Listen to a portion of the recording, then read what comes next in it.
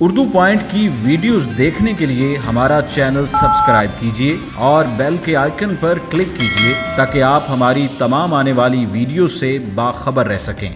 उस रात मेरे हाथ में मेरा बच्चा था जब मैं उस आदमी के हाथों मार खाई थी। नाजायज़ ताल्लुकात इनके ऊपर जब मैंने बोला कि ये गलत करने जा रहे हैं तो उसके ऊपर मुझे मारा जाता, तब भी मैं नहीं बोली जब ये निशान थे और मुझे प्रेगनेंसी में मारा गया। इस आदमी को सज़ा मिलनी चाहिए ताकि शायद इस आदमी की उस सज़ा को देख के वो जो घर बैठे आदमी इस मामले को सुन रहे हैं तो शायद उन्हें कोई खुदा का खौफ आ जाए, कोई डर दिल में बैठ जाए तो वहीं पर रुक जाएँ और अपनी औरतों पर, अपनी बच्चों की माँ के ऊपर हाथ ना उठाएँ।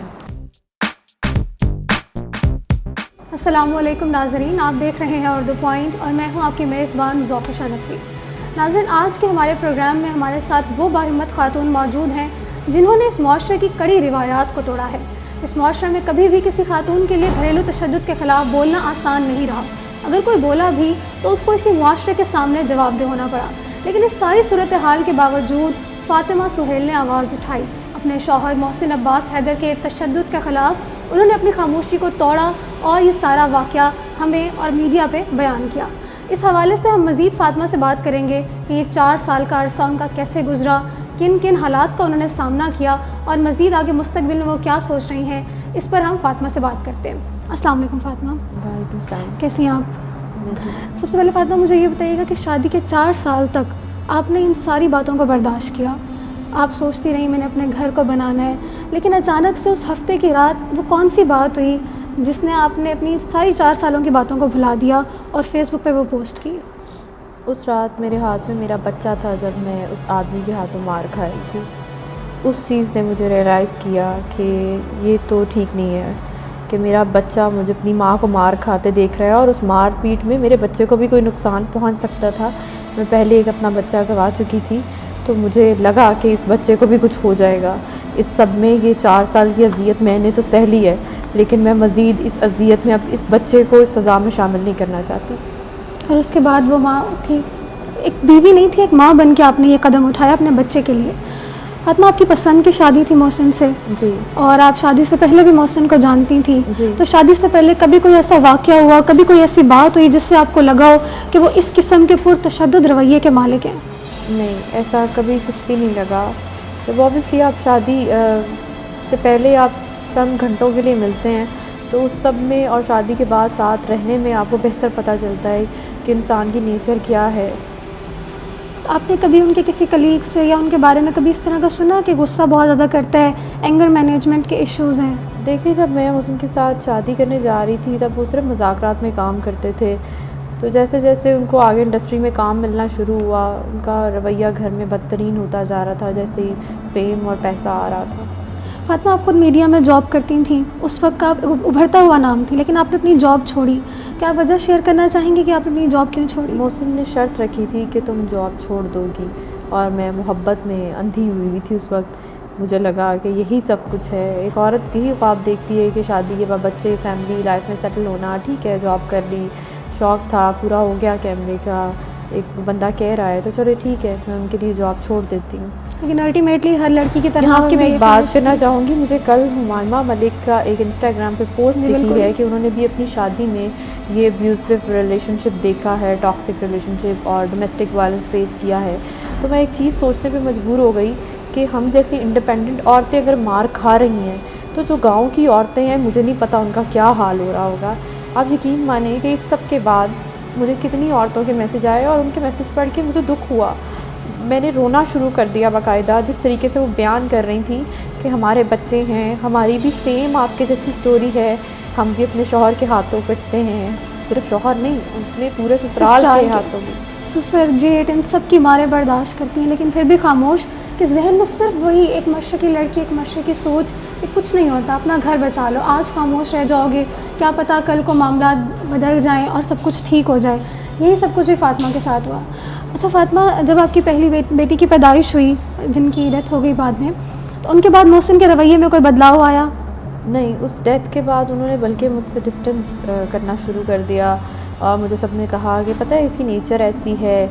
जिस तरीके से उसके घर वालों ने पहले भी मुझे कहा कि मर्द तो मारते हैं, कोई बात नहीं, बड़ी औरतों को मार पड़ती है। एक माइंडसेट उनकी फ़ैमिली में था या हमारे माशरे में कहा जा सकता है कि मर्द को गुस्सा आता है, उसको पास बैठा के बताया जा रहा है कि ये गलत नहीं है, ये ठीक है। मर्द को गुस्सा आता है, ये फैमिली में रन कर रहा है। मर्द तो गुस्सा करते हैं, औरत तो बर्दाश्त करती है।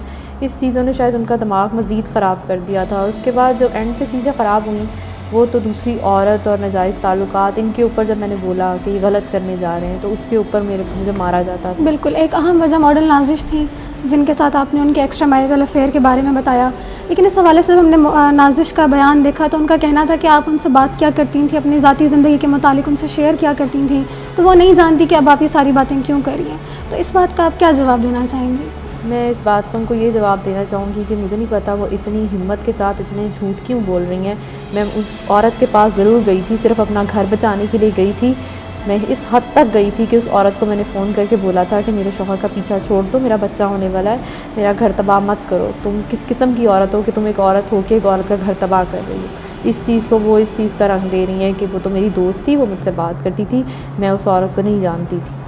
फातिमा, आप 3 मंथ्स की प्रेग्नेंट थी जब मोहसिन ने आप पर हाथ उठाया, आपको मारा। उसके बाद उनको एहसास नहीं हुआ कि मेरी वाइफ प्रेग्नेंट है, ऑलरेडी हम एक अपना बच्चा खो चुके हैं, आने वाला बच्चा है, पता नहीं उसकी सेहत के साथ क्या होने वाला है। अपोलोजाइज़ कोई किया उन्होंने? अगर उनको एहसास हुआ होता तो आपको लगता है मैं आज यहाँ बैठी होती? बिल्कुल नहीं। तो उसके बाद आपने तब भी नहीं सोचा कि अब आपको अपने घर वालों के पास जाना चाहिए या कुछ बोलना चाहिए? मैं अपने घर वालों के पास गई थी सिर्फ अपने बच्चे की ज़िंदगी बचाने के लिए, कि उस मार पीट में मेरे बच्चे को कुछ ना हो जाए। मैं पहले एक अपना बच्चा गंवा चुकी हूँ। जब मैंने वहाँ पर रहते हुए बच्चा पैदा होने का इंतज़ार किया कि शायद चीज़ें ठीक हो जाएंगी, तब भी मैं नहीं बोली। जब ये निशान थे और मुझे प्रेगनेंसी में मारा गया, मैं तब नहीं बोली कि बच्चा हो जाए, कुछ माँ रह गए, चीज़ें ठीक हो जाएंगी। मैंने उस पूरे अज़ियतनाक प्रेगनेंसी को काटा। मेरे पास मोहसिन हॉस्पिटल में भी ऑपरेशन के टाइम पे भी मौजूद नहीं थे। मैंने बहुत फ़ोन किए, बहुत मैसेजेस किए, नहीं आए वो। अच्छा, मोहसिन अब्बास हैदर साहब का ये कहना है कि वो जो आपके निशानात थे वो सीढ़ियों से गिरने की वजह से थे, जो कि यकीनन हम सब इतना देख सकते हैं कि सीढ़ियों से गिरने की वजह से चेहरे पर इस तरह के निशानात कम अज़ कम नहीं आ सकते। दूसरी बात उन्होंने ये कि जो आपका रीसेंट झगड़ा हुआ जिसके बाद आपने ये पोस्ट की, उनका ये कहना था कि आप उनसे ये कह रही थी कि वो घर आपके नाम करें। उनका ये स्टांस था, इस पर आप क्या कहेंगे? मैं दे चुकी हूँ कि वो घर लीज़ पे था, मोहसिन के नाम पे था आधा और आधा बैंक के नाम पे था। उसकी लीज़ 15 साल की थी। मैं उनसे इस किस्म का मुतालबा कैसे कर सकती थी? वो घर किसी के भी नाम नहीं हो सकता अभी, और वो सरासर झूठ बोल रहे हैं। मैंने उनको बोला था कि प्लीज़ मुझे और इस बच्चे को इस घर में रख लें, उस औरत को छोड़ दें, हम लोगों की ज़िंदगी मत तबाह करें, हम पे जुल्म मत करें, ये घर टूट जाएगा। मैंने बड़ी मेहनत से, मुझे मेहनत वही 4 साल की नज़र आई थी कि मैंने इतनी अज़ियत सही है, तो मैं मोहसिन को समझाऊं, शायद चीज़ें ठीक हो जाएं, शायद मेरा घर बच जाए। तो उसके बदले में भी मुझे मारा गया। तो मज़ीद बर्दाश्त करें। तो जी नाज़रीन, हमारे साथ फ़ातिमा सुहेल की बहन और पाकिस्तानी मीडिया इंडस्ट्री का जाना माना नाम आयशा एहतशाम मौजूद हैं। उनसे जानते हैं कि इस वाक़े पे वो क्या कहती हैं। अस्सलाम वालेकुम। वालेकुम सलाम। सबसे पहले तो आप फ़ातिमा की बहन हैं, यकीनन आपने ये सारे वाक़े को विटनेस किया होगा। फ़ातिमा आपसे शेयर करती होंगी क्या सिचुएशन थी इस सारे अरसे के दौरान फ़ातिमा की, क्या आप उनको एडवाइजेस देती रहीं और क्या आपने उनको कितना पंप किया इस चीज़ पे कि उन्हें इस चीज़ पे बोलना चाहिए? अच्छा, ऐसा है कि ये तो चेन ऑफ इंसिडेंट्स था जो कि रुकता नहीं था, क्योंकि जैसा कि उसने ख़ुद भी कहा कि ये मेरे साथ रही बहुत कम है। तो जब आप हर 15 दिन के बाद 2 महीने के लिए बीवी को मार के घर से बाहर निकाल देंगे तो फिर तो ऑब्वियसली वो आपके साथ कम रहेंगी। एक पॉइंट एक ऐसा आया था जिस पे मुझे लगना शुरू हो गया था कि नहीं, ये तो वो वाला केस है कि जिसमें आप रह ही नहीं सकते, जिसमें अगर आप रहेंगे तो या आप नहीं रहेंगे या फिर आप छोड़ दें। तो मैंने तब उसको समझाना शुरू किया और मैंने उसको कहा कि फ़ातिमा नहीं, आई थिंक कि मुझे जो समझ आया है ये यहाँ पे सर्वाइवल जो है वो मुश्किल है, तुम अपने आप को कुछ कर बैठोगी। या फिर जब वो प्रेग्नेंट थी तब तो उसने बताया ही नहीं, हमें तो नहीं बताया, क्योंकि उनको ये एक चीज़ ज़हन थी पसंद की। उसने अपनी दोस्त को बताया और वो उसको लेकर गई। उसकी वजह से फिर जो होता है, कहते हैं ना, अच्छे के लिए होता है, उसकी वजह से फिर हमें विटनेसेस भी मिल गए जिनके साथ वो दोस्त राब्ते में थी। उस वक्त वो भी परेशान हुई और उन्होंने अपने दोस्तों को कॉल की। तो वो उनको एक शर्मिंदगी थी कि मैंने अपनी पसंद की शादी की है, एक बंदा मुझे प्रेगनेंसी के दौरान इतनी बुरी तरह से मार रहा है और मेरे घर वाले जब मेरी हालत देखेंगे तो फिर तो वो बिल्कुल ही आउट ऑफ कंट्रोल हो सकते हैं। नज़रें कैसे मिला पाऊंगी घर वालों से? कैसे मिला पाऊंगी? तो इस शर्म के मारे उन्होंने हमें नहीं बताया उस वक्त, और वो उन्होंने कहा कि वो उनकी फ्रेंड ने भी उनको मशवरा दिया कि आप ये तस्वीरें संभाल के रखें, और उस वक्त ये भी मशवरा उनको दिया गया कि आप कार्रवाई करें, कोई पुलिस की कार्रवाई करें, मेडिकल वगैरह बनवाएं, बट उन्होंने कहा कि नहीं, मैं वेट करूँगी बच्चे का। हमारे साथ पहले एक सानहा हो चुका है, मेरी बेटी की डेथ हो चुकी है, एंड आई एम होपिंग कि बच्चा हो जाएगा तो शायद वो बदल जाएं। जैसे हमारे माशरे में कहा जाता है कि थोड़ा सा इंतज़ार कर लो, औलाद हो जाएगी तो शौहर का रवैया बदल जाएगा। लेकिन फिर फातिमा ने मुझे कहा कि और फातिमा को मैंने कहा कि फातिमा प्लीज़ नहीं बर्दाश्त करो, जब इतनी सपोर्टिव फैमिली है, जब हम लोग तुम्हारे साथ खड़े हुए हैं, तुम्हारे साथ मौजूद हैं, तुम्हारे ब्रदर इन लॉ बैरिस्टर हैं, प्रैक्टिसिंग बैरिस्टर हैं, मीडिया में काम करते हैं, मैं मीडिया में काम करती हूँ, तुम जैसे स्टैचर की लड़की आखिर क्यों मारें खाए, क्यों मार खा रही हो? और बल्कि तुम बाहर निकलो, तुम लोगों को बताओ कि मार खानी नहीं चाहिए, औरत मार खाने के लिए पैदा नहीं की गई, कॉम्प्रोमाइज़ करने के लिए पैदा नहीं की गई, आपकी इक्वल राइट्स हैं और वो आपको मिलने चाहिए। और वरना सिर्फ आपको सोसाइटी देती है, आपका आइन देता है, बल्कि आपको इस्लाम भी देता है। बेशक। अच्छा, इस हवाले से आप सहाफ़ी की नज़र से इस चीज़ को कैसे देखती हैं? तो ये तो फातिमा का मामला हो गया। फातिमा जैसी पता नहीं कितनी ही और फातिमाएँ ऐसी हैं जो हर घर में पिट रही होती हैं और चुप हो जाती हैं। हमारे माशरे ने हमें इस पे मामले पे कभी भी बोलने का हक नहीं दिया। कोई बोले भी तो हमें ये कह दिया जाता है थोड़ा सा इंतज़ार कर लो, खामोश हो जाओ, औरत को खामोश रहना चाहिए, अपना घर बचा लो। तो इस मामले को आप एज अ सहाफ़ी किस नज़र से? अच्छा, मैं आपको बताऊं, बहुत सारी चीज़ें हैं, ये जो गलत चीज़ इंजेक्ट की जाती है हमारे यहाँ ख़वातीन के जहन में कि घर बचाने के लिए आप आखिरी हद तक जाएं, कोई बात नहीं, शौहर तो ऐसे करते हैं, ये एक बहुत गलत चीज़ है कि शौहर तो मार ही लेता है। हमारे यहाँ भी इस तरह की सोच पाई जाती है कि शौहर तो मार ही लेता है, कोई बात नहीं, कंसिडर किया जाता है। हाँ, इतना नॉर्मल कंसिडर किया जाता है। जब आप शुरू से ये चीज़ बच्चों के लड़कियों में भी और लड़कों में भी चीज़ डाल देते हैं ना, तो फिर आप भूल जाएंगे आपकी सोसाइटी से ये चीज़ ख़त्म होगी।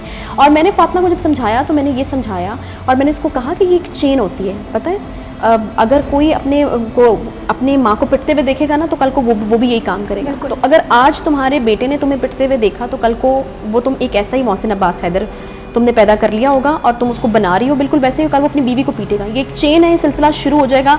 अगर तुम यहाँ पे इसको फुल स्टॉप लगाओगी तो एक कंट्रीब्यूशन होगा डोमेस्टिक वायलेंस के खिलाफ, तो कल को तुम्हें देखा देखी और लोग भी बोलेंगे और फिर एक सिलसिला रुक जाएगा ना। वो अपनी इंडिपेंडेंट माँ को देखेगा, वो अपनी खुश माँ को देखेगा।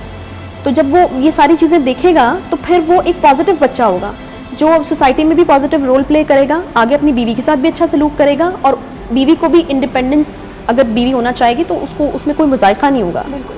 फातिमा जैसी खातून बाहर से पढ़ी नहीं थी, मीडिया में काम करती थी, एक तरह से इंडिपेंडेंट खातून थी, उन्हें किसी की ज़रूरत नहीं थी। उनके लिए अगर इस मामले पे बोलना इतना मुश्किल था, तो कोई औरत जो देहात में रह रही है, जिसके लिए रोज़ का मामूल है, जो ना सिर्फ अपने शौहर से, अपने जेठ से, अपने ससुर से पिट रही है, उसके लिए किस कदर मुश्किल होगा ये बोलना। ये सोसाइटी में वो वाली चीज़ें हैं ना जो आप ज़हनों में डाल देते हैं। फिर हमारी मशरक़ी लड़कियाँ, फिर आप कहीं भी भेजते हैं उनको पढ़ने के लिए, अमेरिका भेज दिया हमने पढ़ने के लिए, लेकिन क्या बदला? वो दिमाग में बस वो सोच थी कि घर बसाना है, डिवोर्स का डब्बा लग जाएगा, वो नहीं लगना चाहिए, बच्चा सफ़र हो जाएगा। सारी वो मशरक़ी जो चीज़ें हमने डाली हुई थी और सब वो दिमाग में थी।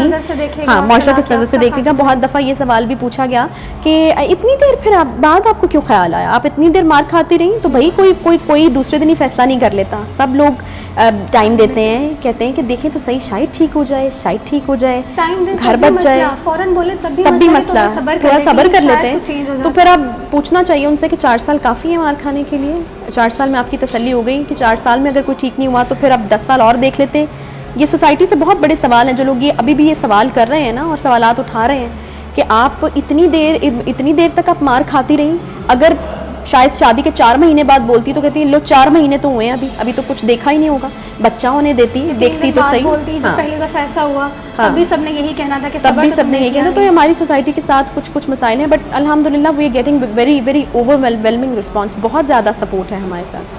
चलिए, thank you so much Ayesha, आपने हमारे साथ अपना ओपिनियन शेयर किया, बहैसियत सहाफ़ी भी, और आने वाली तमाम औरतों को जो इस चीज़ से गुजर रही हैं उनको एक पॉजिटिव मैसेज भी दिया। जी तो नाज़रीन, हमारे साथ मोहतरमा फ़ातिमा सुहेल के लीगल टीम के मेंबर और उनके लॉयर मुनीब कादिर साहब मौजूद हैं। आइए इनसे बात करते हैं। अस्सलाम वालेकुम सर। वालेकुम अस्सलाम। सर, सबसे पहले तो हमें ये बताएं कि उनको इस केस में फ़िलहाल अबूरी ज़मानत मिल गई है, तो इस हवाले से आप क्या कहेंगे?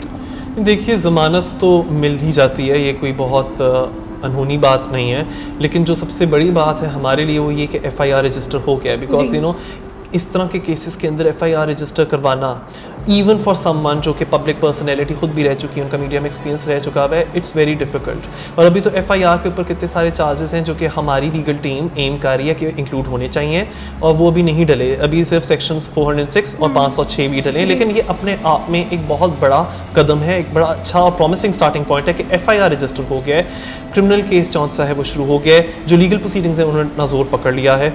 तो this is how I would view it. Sir, अब ये खबरें भी सामने आ रही थी कि FIR रजिस्टर करवाने में काफ़ी मुश्किलात का सामना करना पड़ा, तो आप हमारे नाज़रीन को ज़रा बताएंगे कि किस किस्म की मुश्किलात पेश आई और क्यों FIR रजिस्टर नहीं की जा रही थी? मोहसिन अब्बास सदर साहब, मैंने इसके ऊपर रेफरेंस अभी दिया ही है कि FIR, मेरे पिछली बात से समझ आ गई होगी कि बहुत आसान नहीं था रजिस्टर करवाना, लेकिन उसके अंदर जौन से ग्लिचेस आ रहे थे या जो हर्डल्स आ रहे थे वो ये थे असल में कि वो कह रहे थे कि जी हमें एविडेंस और रिपोर्ट चाहिए, और एविडेंस और रिपोर्ट भी फर्निश किया गया है। अब किसके लिए कौन सा एविडेंस कितना होता है वो बड़ा सब्जेक्टिव है, वो बड़ी पर्सनल सी बात हो जाती है कि एक को लगता है कि ये सफिशिएंट एविडेंस है, तो किसी को लगता है हमें इससे ज़्यादा और भी इन्वेस्टिगेशन करनी है उससे पहले कि हम FIR रजिस्टर कर लें।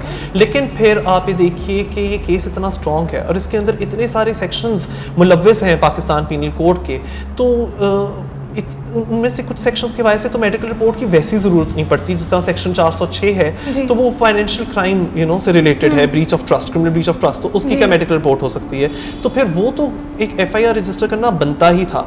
या उसी तरह से जो सेक्शन 506B है जो कि दूसरा क्रिमिनल चार्जेस के अंदर मौजूद है, वो है क्रिमिनल इंटिमिडेशन का, कि आप डेथ थ्रेट्स या बॉडीली हार्म की थ्रेट्स इशू कर रहे हो, धमकियाँ दे रहे हो, तो धमकियों का भी मेडिकल रिपोर्ट तो कोई हो नहीं सकता। तो वो तो शहरी निमान जी ने भी ट्विटर के ऊपर ट्वीट किया था कि ये तो कुछ ऐसे सेक्शंस इन्वॉल्व हैं पीनल कोड के जिसके ऊपर वैसे ही मेडिकल रिपोर्ट नहीं चाहिए होता। तो फिर रातों रात एक FIR रजिस्टर हुई। अब जब FIR रजिस्टर हो चुका है और जो मैं कह रहा हूँ कि क्रिमिनल कानूनी कार्रवाई शुरू हो गई है, फर्दर इन्वेस्टिगेशन के ऊपर हमने इंफॉर्मेशन गैदर भी की हुई है, हमने फर्निश भी की है, हम फर्निश कर भी रहे हैं अगर और चाहिए इन्वेस्टिगेटिंग ऑफिसर को, वो सारा कुछ हो रहा है क्योंकि वी आर कॉन्फिडेंट, हमारे पास है।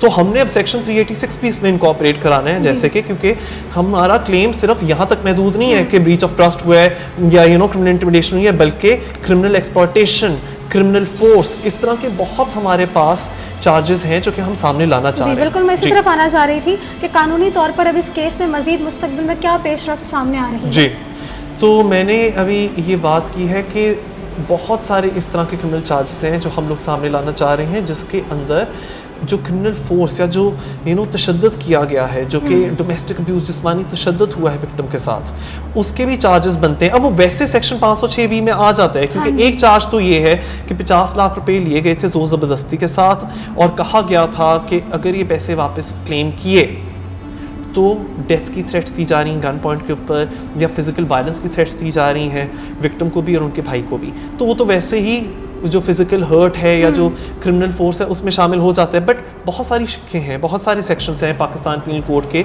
वो वैसे ही क्रिमिनल फोर्स और यूज़ ऑफ फोर्स को एड्रेस करते हैं, हम वो भी शामिल करना चाहते हैं। और सबसे ज़रूरी सेक्शन 386, क्योंकि देखिए हमारा क्लेम ये है कि सेक्शन 386 को वायलेट करते हुए क्रिमिनली धमकियाँ देकर पैसा एक्सटॉर्ट किया गया है, और वो पैसा जो एक्सटॉर्ट किया उसको फिर उस चीज़ या उस मकसद के लिए इस्तेमाल नहीं किया गया जिसके लिए लिया गया था, वो तो ब्रीच ऑफ ट्रस्ट हो गया सेक्शन 406 के अंडर।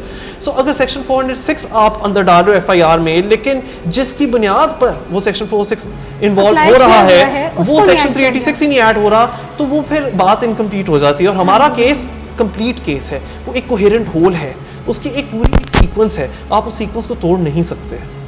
सर, हमें ज़रा सज़ा के बारे में बताइए। डोमेस्टिक वायलेंस, अगर इस पे आपको सज़ा मिलती है या आपका प्रूव हो जाता है सारा, तो पाकिस्तानी कानून के मुताबिक इसकी सज़ा क्या है? अच्छा, डोमेस्टिक वायलेंस का क्योंकि एक पर्टिकुलर लॉ आपने देखा होगा, मैंने उसका कोई रेफरेंस नहीं मेक किया इधर, मैंने पाकिस्तान पीनल कोड के जो जनरल क्रिमिनल लॉज हैं वहाँ अलूड किया है। तो उसका मतलब ये कि पंजाब के अंदर अनफॉर्चुनेटली एक स्पेसिफिक डोमेस्टिक वायलेंस का लॉ नहीं है। जो मैंने अभी सेक्शंस बयान किए हैं अलबत्ता उनके अंदर सजाएं प्रिस्क्राइब्ड हैं। सो जिस तरह सेक्शन 506B के अंदर क्रिमिनल इंटिमिडेशन है, अगर तो थ्रेट्स डेथ से रिलेटेड थी, यानी डेथ थ्रेट्स थी, या ग्रीवियस बॉडीली हार्म की थ्रेट्स थी, जो कि हम लोगों का क्लेम है कि बिल्कुल मौजूद थी, मारने की कोशिश थी, तो क्योंकि जान से मारना वैसे ही लाइफ इम्प्रिजनमेंट तक जा सकता है, तो यहाँ भी 7 साल से लेकर लाइफ इम्प्रिजनमेंट तक की सजा बन सकती है with the starting point of minimum of 7 years imprisonment and fine of वो जो भी इमोशनल डिस्ट्रेस कॉज हुआ, जो भी लीगल प्रोसीडिंग्स के चार्जेस इनकर करने पड़े, कोई भी मेडिकल असिस्टेंस के जो इनकर करने पड़े, वो सारे इसके अंदर शामिल होते हैं। तो बहुत सारे एक रेंज ऑफ सेंटेंसेस हैं जो कि जजेस को अवेलेबल हैं, वो अपनी डिस्कशन में सबसे मुनासिब sentence upon finding of guilt award कर सकते हैं। यानी कि घरेलू तशद्दुद की कोई फिक्स सज़ा नहीं कोई है, फिक्स नहीं है, लेकिन और उसके जो कुछ कि सेक्शंस हैं जिनको यूज़ करते हुए आप उस सज़ा को दे सकते हैं, जो कि इधर होने चाहिए। आप देखें 2016 का एक एक्ट आया था पंजाब के अंदर, protection of women against violence का। जी बिल्कुल। अब उसके अंदर अनफॉर्चुनेटली डोमेस्टिक वायलेंस का नहीं बताया गया, उसके अंदर सब्सटेंटिव लॉ पर इतना गौर किया ही नहीं गया, उसके अंदर वायलेंस क्या होती है वो भी नहीं बयान की गई। अलबत्ता उसके अंदर एक अग्रीव पर्सन यानी कि जो प्लेंटिफ है वो कौन है वो बयान किया गया है। वो कोई ऐसा शख्स है, एक ऐसी औरत है जिसके साथ वायलेंस हुई है, और यहाँ तो वायलेंस हुई है, और यहाँ मेडिकल रिपोर्ट्स भी हैं। अगर पुलिस को इन्वेस्टिगेटिंग ऑफिसर को चाहिए वो मेडिकल रिपोर्ट भी फर्निश की गई है 28 नवंबर 2016 की, जो DHA मेडिकल सेंटर ने दी थी। उसके अंदर कैटेगोरिकली लिखा हुआ है कि ब्रूजेस हैं, उसके अंदर लिखा है कि फिजिकल ट्रॉमेटाइज किया गया फिजिकली, उसके अंदर लिखा गया है कि बाजू में उड़ा गया, रेस्ट ट्विस्ट की गई। तो हम तो एक एक चीज़ का फोटोग्राफिक एविडेंस भी है, आई विटनेसेस भी हैं, we are very confident about this case. लेकिन इसमें मैं एक और चीज़ डालना चाहूँगा, डोमेस्टिक वायलेंस स्पेसिफिक लॉ जिस तरह सिंध में आ चुका है, हमें उसकी इतनी ज़रूरत है पंजाब में भी, क्योंकि सिंध का लॉ डोमेस्टिक वायलेंस के विद इन वर्बल अब्यूज़, मैं अगला सवाल आपसे यही करना चाहती थी कि फ्यूचर में आप क्या देख रहे हैं कि इस वाक़े के बाद जिस तरह मज़ीद और लोगों ने बोलना शुरू किया है कि वो भी घरेलू तशद्दुद से गुजर कर आई हैं, तो क्या इस तरह का कोई एक्ट फ्यूचर में आपको बनता हुआ नज़र आ रहा है जिसपे हमें डायरेक्ट डोमेस्टिक वायलेंस का हम उस पर एक एक्ट लगा सकें, हमें बाकी सेक्शंस की तरफ ना जाना पड़े? जी, ये जो मौजूदा केस है इसकी को इतनी लाइमलाइट मिल रही है। देखें मैं यहाँ आपके आगे बैठा हूँ तो ये मीडिया, सोशल मीडिया तक बात पहुँच रही है, और इससे बहुत सारी एक ह्यूज सेक्शन ऑफ सोसाइटी है। देखें हमारे पाकिस्तान में कितने बहादुर लोग हैं, वो भी आवाज़ उठाते हैं, उनको फील होता है कि ये चीज़ ठीक नहीं है, डोमेस्टिक वायलेंस हमें कबूल नहीं है, वो आवाज़ उठा रहे हैं, वो भी आगे बढ़ रहे हैं। तो जब एक सोशल मूवमेंट शुरू होती है, लॉ को रिस्पॉन्ड करना पड़ता है। तो एक बहुत छोटा सेक्शन सोसाइटी का जो कि कह रहे हैं ये तो लीगल केस है, सो सिर्फ लॉ तक रखो, सोसाइटी के अंदर क्यों ला रहे हो उस बात को, सोशल मीडिया पे क्यों ला रहे हो, मीडिया पे क्यों ला रहे हो? बात ये है लॉ किसके ऊपर अप्लाई करता है, किसके स्टैंडर्ड्स ऑफ कंडक्ट को शो करता है, रिफ्लेक्ट करता है सोसाइटी के। तो अगर एक सोसाइटी के अंदर एक चेंज आता है, एक तब्दीली आती है, लॉ को भी उसके मुताबिक बदलना होगा, तब्दीली शो करनी पड़ेगी। ये वो टेस्ट केस है, या उसमें एक स्टेप फॉरवर्ड लेना पड़ेगा। सोसाइटी अगर ये अंदेशा दे दे, इंडिकेट कर दे कि हमें डोमेस्टिक वायलेंस कबूल नहीं है अंडर व्हाटएवर प्रिटेक्स्ट, और हमें इस पे एक लॉ की जरूरत है बहुत सख्त, क्योंकि आप देखिए सिंध के अंदर एक लॉ है, उसके अंदर मैंने भी बोला है कि डोमेस्टिक वायलेंस डिफाइन किया गया है ना कि सिर्फ फिजिकल अब्यूज तक, बल्कि उसके विद इन शामिल है वर्बल अब्यूजेस, तलाक की धमकियां, जिसका बड़ा साइकोलॉजिकल प्रेशर होता है ख़वातीन के ऊपर, साइकोलॉजिकल अब्यूज़। तो अगर साइकोलॉजिकल अब्यूज़ को भी हम फिजिकल अब्यूज़ के ज़ुमरे में लाएं, तो फिर मेडिकल रिपोर्ट के विद इन जो पोस्ट ट्रॉमेटिक स्ट्रेस डिसऑर्डर है, जो बेटेड वाइज सिंड्रोम है, इसकी जो भी साइकोलॉजिकल रिपोर्ट्स हैं, ये मेडिकल कंडीशंस हैं, ये इंटरनेशनली रिकॉग्नाइज्ड मेडिकल कंडीशंस हैं, तो ये भी एज एविडेंस काउंट कर सकती हैं। हमें इसकी बहुत सख्त ज़रूरत है, और इंशाल्लाह हम बहुत उम्मीदवार हैं कि इस केस से ऐसी तब्दीली ज़रूर नज़र आएगी। ये नया पाकिस्तान है आखिरकार। सो फातिमा, मज़ीद अब आगे ये बताइएगा कि आप क्या सोच रही हैं फ्यूचर में? मैं फ्यूचर में इंशाल्लाह अपने बच्चे के साथ ही अपना फ्यूचर देख रही हूँ कि उसको आगे अच्छी ज़िंदगी दूँगी। और इस केस के बारे से अगर कहा जाए तो मैं यही कहूँगी कि इस आदमी को सज़ा मिलनी चाहिए, ताकि शायद इस आदमी की उस सज़ा को देख के वो जो घर बैठे आदमी इस वक्त टीवी देख रहे हैं या इस मामले को सुन रहे हैं, तो शायद उन्हें कोई खुदा का खौफ आ जाए, कोई डर दिल में बैठ जाए कि हमें भी सज़ा मिल सकती है। इस मुल्क में औरतों के लिए आवाज़ उठना शुरू हो गई है, तो वहीं पर रुक जाएँ और अपनी औरतों पर, अपनी बच्चों की माँ के ऊपर हाथ ना उठाएँ। फातिमा, जब आपने इस सारे मामले का जिक्र किया, सोशल मीडिया पर आई, तो तकरीबन तमाम लोगों ने आपको बहुत ज़्यादा सपोर्ट किया, बहुत सारे लोग आपके हक़ में सामने आए, आपके हक़ में गवाहियाँ दी, उनके बारे में आप क्या कहना चाहेंगे? मैं उनको बहुत शुक्रिया अदा करना चाहती हूँ, क्योंकि वो लोग हैं जिन्होंने मुझे हिम्मत दी है। शायद जब तक मैंने वो पोस्ट लगाई थी तब भी मेरे पास शायद कोई इतनी हिम्मत नहीं आई थी, लेकिन मुझे उस सब के बाद जो लोगों का रिस्पॉन्स मिला है, अब मैंने कहा कि अब तो मेरे साथ इतने लोग खड़े हैं, मैं इस जंग को लड़ने के लिए तैयार हूँ। मुझे तमाम औरतों के लिए लड़ना है। बेशक। तो जब आपने आवाज़ उठाई, आपने बात की, आपने FIR कटवाई, तो मोहसिन की तरफ से आपको किसी चीज़ पे कोई थ्रेट दिए गए? उन्होंने कहा कि खामोश हो जाओ, इस मामले को मत उठाओ? एक शायद मैसेज आप लोगों को कमेंट शायद इंटरनेट के ऊपर वो आ रहा है कि वो किया गया, और जिस तरीके की ज़ुबान यूज़ की गई, उसके बाद उसको डिलीट किया गया। उसके बाद प्रेस कॉन्फ्रेंस उन्होंने इस बात की तरदीद कर दी कि वो कमेंट उन्होंने किया ही नहीं, वो उन्होंने कमेंट नहीं किया, वो हैक किया गया। इस बात पे दूसरा बयान आया कि बीवी के पास मेरे पासवर्ड थे। एक आदमी का अफेयर चल रहा, वो अपनी बीवी को पासवर्ड नहीं देता कभी भी। ये झूठ उनका आप सबके सामने ही है। तो जी नाज़रीन, आपने फ़ातिमा की सारी बात सुनी, इस हवाले से उनका क्या कहना था और सारा वो वाक़यात उन्होंने दोबारा दोहराए, उनके क्या एहसासात थे। यकीनन आप सब ये बातें सुन भी चुके होंगे मीडिया पर, अब आपने उनकी ज़बानी भी सुनी। तो इस हवाले से मज़ीद हमारी सोसाइटी को शऊर आने की ज़रूरत है, आगाही की ज़रूरत है कि ये चीज़ अब ख़त्म हो जानी चाहिए। घरेलू तशद्दुद को इतनी आम चीज़ नहीं है कि एक औरत सुने, चुप कर जाए, बच्चे होने का इंतज़ार करे। औरतें को रिहेबिलिटेशन सेंटर नहीं है उन मर्दों के लिए जिनके एंगर मैनेजमेंट के इशूज़ हैं, जिनके वालिदैन को ये लगता है कि शादी हो जाएगी तो लड़का ठीक हो जाएगा, बच्चा हो जाएगा तो लड़का ठीक हो जाएगा। इन सब में अपने लड़के को ठीक करते करते कहीं वो दूसरे की लड़की के साथ क्या सलूक कर बैठते हैं, ये शायद वो खुद भी नहीं सोचते। तो इस चीज़ पे हमें भी सोचने की ज़रूरत है और यकीनन ये पूरे मुआशरे के लिए एक लम्हा फ़िक्रिया है।